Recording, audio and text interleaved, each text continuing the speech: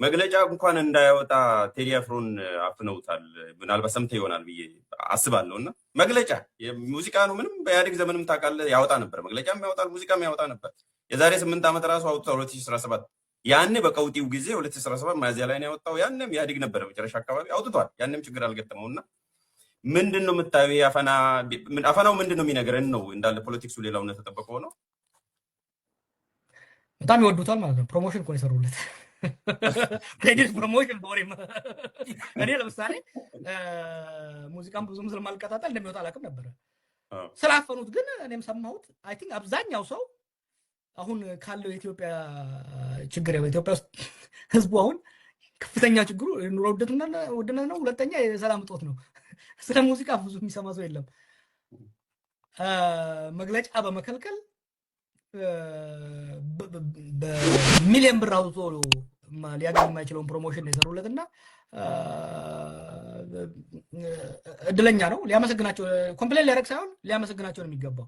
የሚያሳይህ ምን ያህል ደም እንደሆኑ ነው የሚያሳይህ። አሁን ካለው ነባራዊ ኢትዮጵያ ሁኔታ ሚውዚክ ኢዝ ዘ ሊስት ኦፍ ዲስ ገቨርንመንትስ ፕሮብለም ኢቨን አይደለም አይደለም በእንትን አሁን በአሁኑ ጊዜ የኢትዮጵያ መንግስት ችግር ሙዚቃ ሲሆን ስታየው ይሰይ ያኔ እንደ ቀልድ ምለው ነገር አለ። they live ይሄ የተወሰነ ደሴት የብልጽግና ደሴትና ኢትዮጵያ እኮ የተለያዩ ናቸው። ደሴቱ ውስጥ አየህ ስለ ሙዚቃ ሲያስቡ ነው የሚውሉት ማለት ነው። ደሴቱ ውስጥ ስለ አሪፍ መኪና ስለ ቆንጂዬ ይሄ ብልጭልጭ ስለሚሰሩት ነገር ነው። ለነገሩ እኮ አሁን የሰጠው ኢንተርቪው አለ የዛሬ 2-3 ሳምንት ስለ ኢትዮጵያ ማለት አዲስ አበባ ነች። አዲስ አበባ ሲል እኮ ደሴቷ ብቻ ነች። ለደሴቷ የቴዲ ዘፈን አሳሳቢ ነው፣ ለኢትዮጵያ ህዝብ ግን ምንም አሳሳቢ አይደለም። ሶ ሚውዚክ ኢዝ ዘ ሊስት ኦፍ ዴር ፕሮብለም። ግን በጠላትነት ደረጃ ብታስቀምጥ እንኳን በጣም ትልቅ የምፈራው ነገር አይደለም። ስማ በጦርነት በተወጠረ መንግስት፣ ኢኮኖሚ በዳሸቀ መንግስት ውስጥ ለሙዚቃ አቴንሽን ሰጥተህ አላስፈላጊ አሁን የቴዲን ዘፈን የሚወዱትም የማይወዱትም ያዳምጡታል። ይሄን ዘፈን አቂ ገርቱልስ እኔ ራሱ ምናልባት ምን ብሎ ነው ሊክ አድርጎ ነው ምን ብሎ ነው ምን መልእክት ይዞ መጥቶ ነው እንደዚህ የሚያፍኑት የሚለው ይመጣል። መልእክቱ እስቲ መንግስት ይውደም የሚል ራሱ ይሆነ ማት እኮ መንግስት የሚረግም ሙዚቃ ወጥቷል ባለፈው 1-2 ዓመት። ስንቱን ሰምተሃል አንተ? አሁንም ራሱ ከአንድ አልበም ነው እንግዲህ ይዞ እየወጣ ያለው። መቼም በዛውስ መንግስት የሚረግም ምናልባት 1-2 ቢሆን ነው አይደል? የማያዳምጠው ቋንቋው የማይችለው አስተርጎ ነው የሚያዳምጠው። አሁን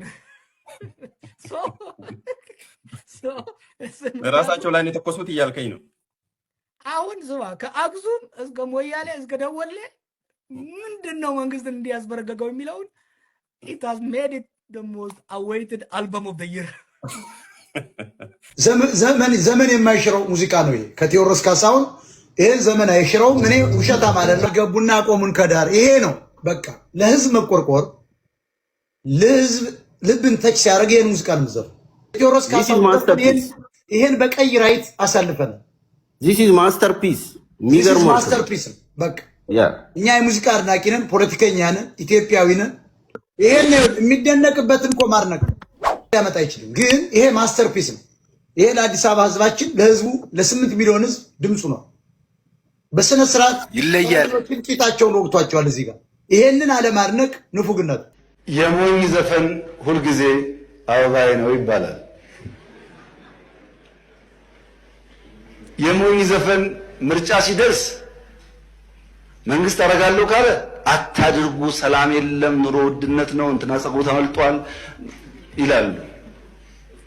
መንግስት ኮሮና መጥቷልና ትንሽ ወራት እናቆይ ካለ የለም ምርጫ ማድረግ አለብን፣ ካለ ምርጫ ህገ መንግስት ይበላሻል፣ ዲሞክራሲ ይበላሻል ይላሉ።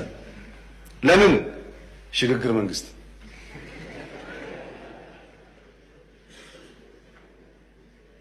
በየትኛው የአፍሪካ ሀገር ውስጥ ምርጫ ሳይደረግ ቀርቶ የሽግግር መንግስት የተፈጠረው? ኤርትራ። የት እናውቃለን? ከየት ተማርነው? ይሄንን ምርጫ ተደረገም አልተደረገም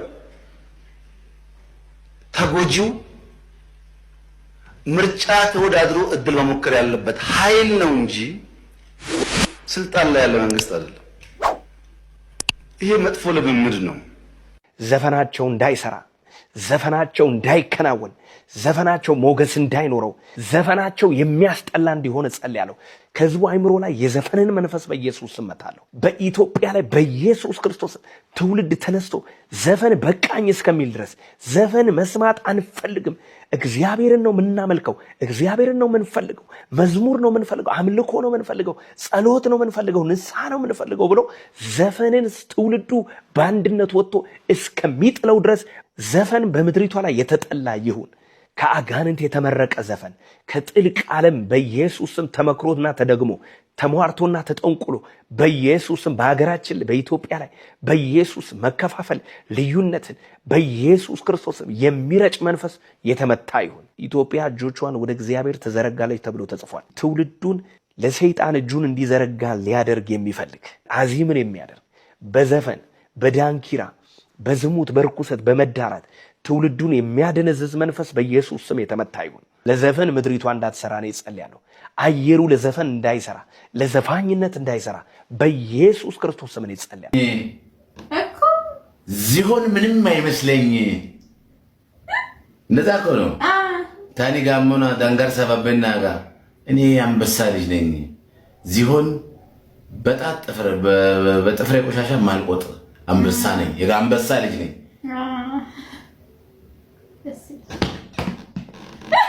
አንተ ሰውን ሞቲቬት ለመውደድ ግን አላንስም ይላል። ለሹመት ባልደርስም